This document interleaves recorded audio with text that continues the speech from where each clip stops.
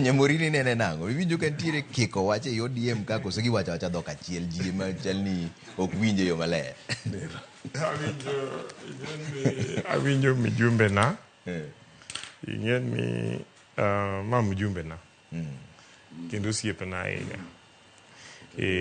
And kendo chaka winjo osiepe na ma Eric. Ka wacho pachgi. Gima dwa na wachi, ing'en ni wan kaka Ramogi Professional Caucus. Asenyiso jowa ni gimomiyo ne wabiro together kaka professionals en ni seche ma koro piny ni ekere keke kama. To ka professionals wabiro to wachiwo wago mbaka kendo wachiwo paro ni oganda onego chik kanye. Okay? To ka wang'iye to mokwongo nyaka wago mos ne family mar Raila Molo Odinga gi Joko Odinga te to gi joluo te to go jo Kenya te kuom wito jatelo ma nyotegno. Tho Raila chalo tho ma koro ng'ow maduong' ogore piny. Sama ng'ow maduong' ogore piny to nyaka winy nyaka olele manyonie e ng'owno. Temo mondo ng'iya ni to koro wachiko kanye. Okay? Pod wadhi bete tieng'o ka mondo ywagi koso wadhi yudo yiende moko mondo wabede. Okay?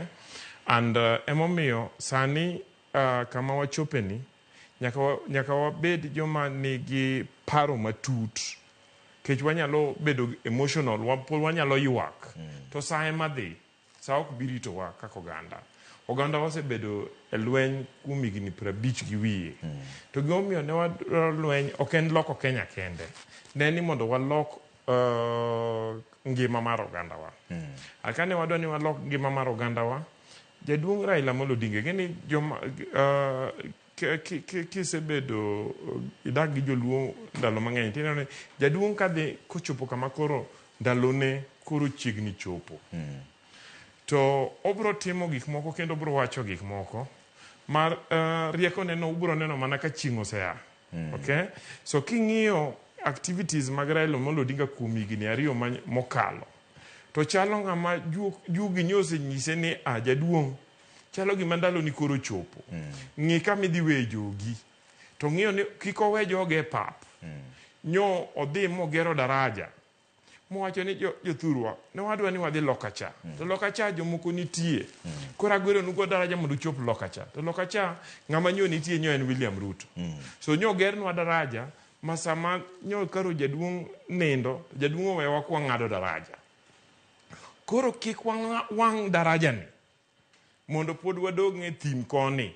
Wang'ad Kanan mane jakom wacho cha ne ni mondo jaluo bede sirikal.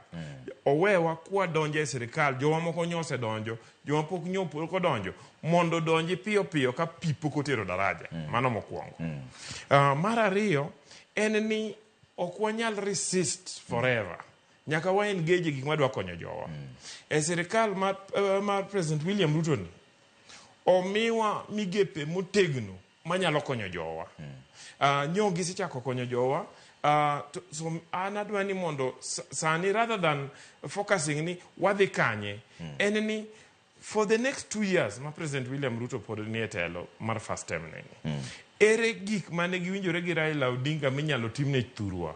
Kane jo Kisumo no olemo president State House. Nitie commitment mane president omeknegi. To no mekne nikech winjruok gi Raila Odinga. Rather than sani dhi e siasa, wang'ia neni to ere kaka wanyalo kwa president ni kaka nyoche yuago jaduong' Raila mi wacho ni legacy mar jaduong' Raila ibro tero mbele cha. Tieknwa ndaragi. Tieknwa weche mag port. Tieknwa weche mag railway. Tieknwa weche mag udi. As we do that, tiwacho ni ng'ama guonye miguonyo. Okay? And ng'ama guonye miguonyo, President William Ruto osenyiso no nyalo tiyo kodwa. Ang'o ma pod wadhi omi thim. Kaka for 50 years wasebedo kwa gore ni mondo wadonje serikal. So adwa ni mondo anyis jowa ni onge kama wadhiye kendo wan gi President William Ruto ka negotiation mwabro negotiate. Wabro negotiate too. But gima nyaka ing'e ni kama wantie ni nitie be gatekeepers. ma feel ni ka joluo donjo e President William Ruto to gibro lose power. And therefore gibro keto conditions mang'eny. Adwaro ni mondo anyis jothurwa ni President William Ruto oyawo bade. Wadhi mondo wasire to be osirwa wang'i kama chieng' ni wachopo. Okay. Jared, penjo ba direct ni udhi chungi Ruto koso oyo? Piny pod okil. To gima nyalo wacho chalo kama. Ka nitiere gima ne Raila